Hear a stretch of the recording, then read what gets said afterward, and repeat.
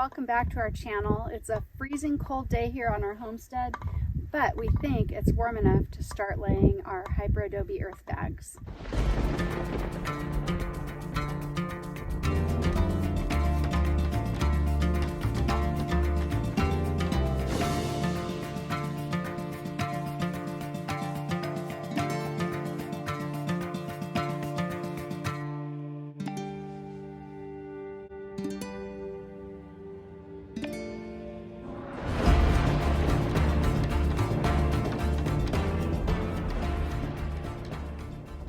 New to our channel, we're two rebels off grid.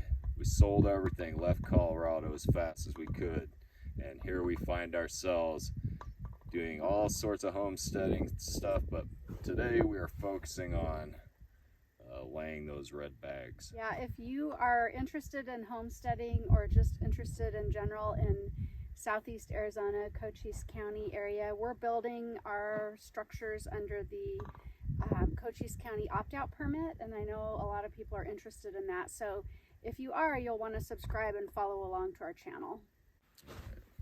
Today we think it's warm enough, hopefully, for the water. We need to have water, and we're going to mix that with our dirt and some sand, and I think are we using lime or concrete in there? Lime. We're going to use lime in there, mix it up in our mixer, our concrete mixer, which is right down here, and we're going to mix it, and then we're going to go ahead and start filling the bags, the hyperadobe earth bags that we've got over there. We actually started purchasing these bags almost 2 years ago when we decided that this was a construction method that we're interested in. So we've never used them before though, really. So today is going to be the day that we try it, and like I said, hopefully it's warm enough and we'll be able to get these bags laid. Got the foundation in if you missed our earlier videos, and now we're ready, and everything's leveled off because we're building on a slope, and now we're ready to go ahead and start laying our bags. So let's get it going. We are going to start at the door frame right here, and we're going to clean up this debris here that's actually laying on the foundation pad. We got to clean that off, and then we're going to go around and around and around.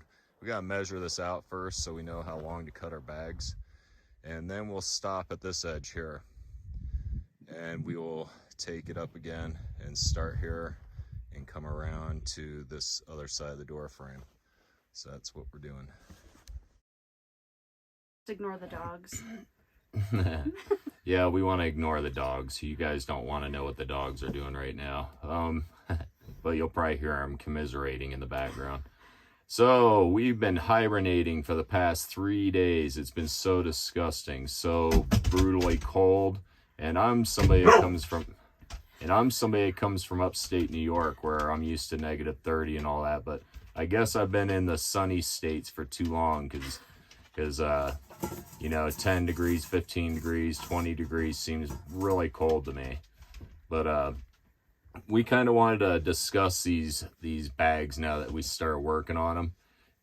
We want to tell you kind of what we thought these bags were going to be like, and Keri will explain how they actually are.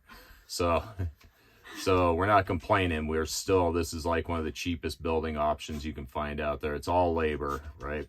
Yeah. But we thought we were going to come out, fill these bags up. They were going to just be a piece of cake, roll them around, maneuver them, put them in place, tamp them, and forget it, right? Yeah, I mean, we thought the bags were really easy to work with, but we got up there and we worked for what, about 4 hours or so? Yeah, about 4 hours. And what do you think the bags in reality are like? Well, I mean, I guess what it was is it was just our first time using them, so we didn't really know what to expect. But they are definitely a little thinner and more fragile, I guess, than what we maybe thought they would be like. And they tear pretty easily. So one of the issues that we ran into was the bucket dolly system that I made a while back. We finally were able to use it, and there was little edges like where the handle, so I had 2 buckets, so I took one, inverted it, and then connected them together. I cut the bottom out of the one and put them together that way, so I had to take the handles off to make this all work. Well, the little holes where the handles go, it's just a rough edge, and it's rough enough to actually cut through the bag. So We actually, right off the bat, like right in the first 10 minutes, we cut through the bag and we're like, there's dirt spilling out. And we're like, what the heck? So we ended up today, before we really got going, we did duct tape, really heavy duty duct tape over all those like little edges and rough spots on the bucket dolly. So that was definitely kind of unexpected. Not that we thought that they wouldn't rip, because we knew they could rip, but we just didn't realize.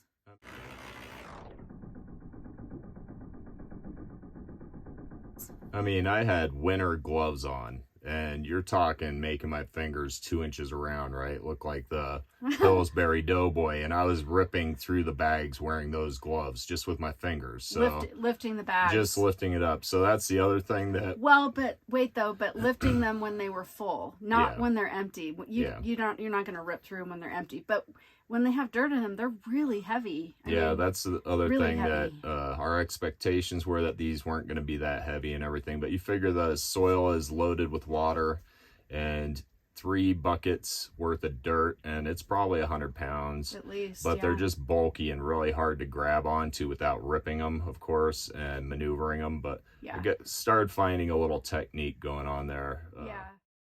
As long as you're doing vertical walls, Yeah. it doesn't have to have a lot of clay. It can almost be all sand, as long as it's not like beach sand. Yeah.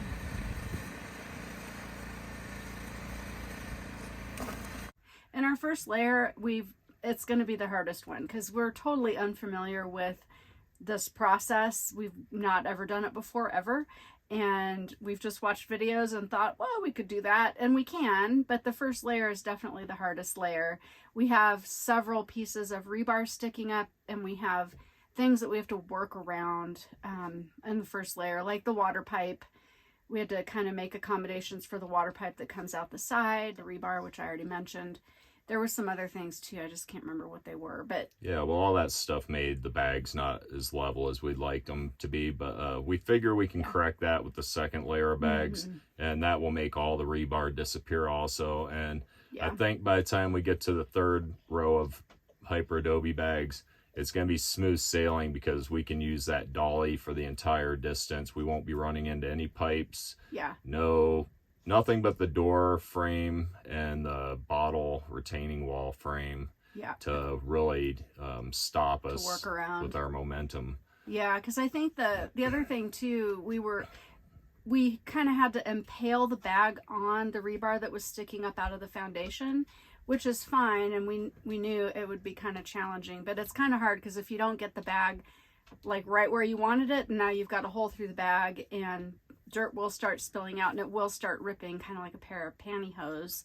Not quite as bad as pantyhose, but you guys know what I'm talking about. So it'll start running and getting bigger. And so that was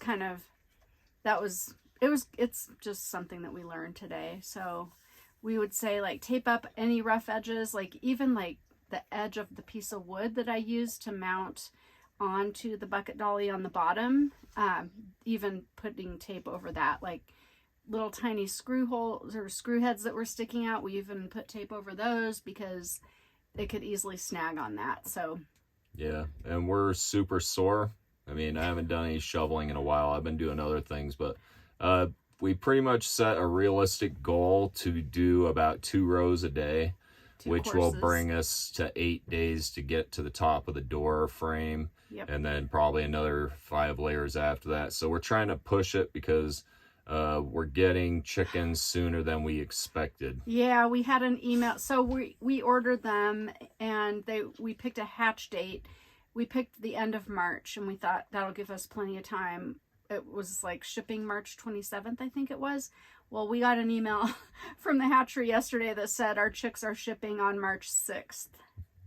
So there's that. Yeah, so and as long as we get the walls and the roof up, the rest can be done while they're in the brooders inside the chicken coop. But I mean, if they get here and we don't have a roof, worst case scenario, the kitchen table is going to turn into our brooder, and it's going to be really noisy in here. I'm sure we probably won't be sleeping very well, but yeah, so the realistic goal is to try to get 2 rows a day.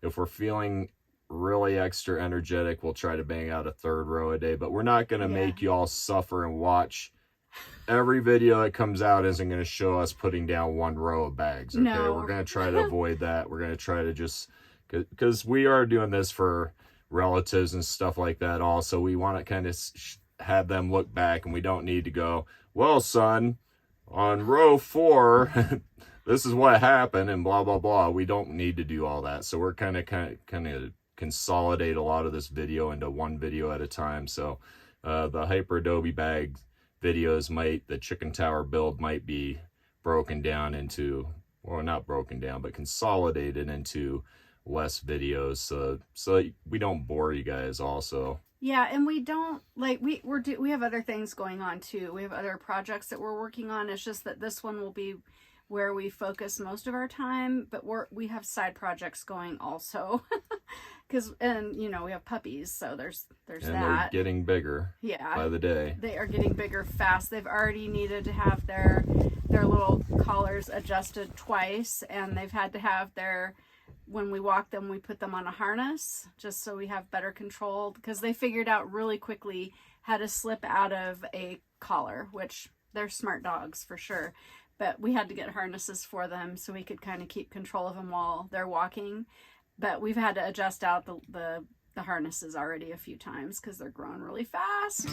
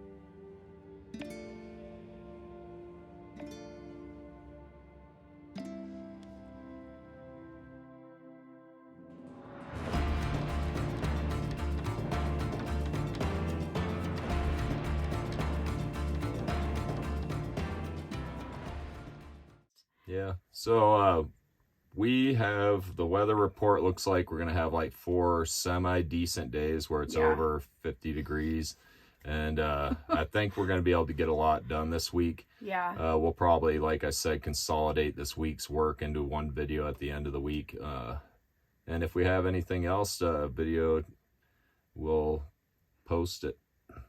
Yep, we will. Sooner.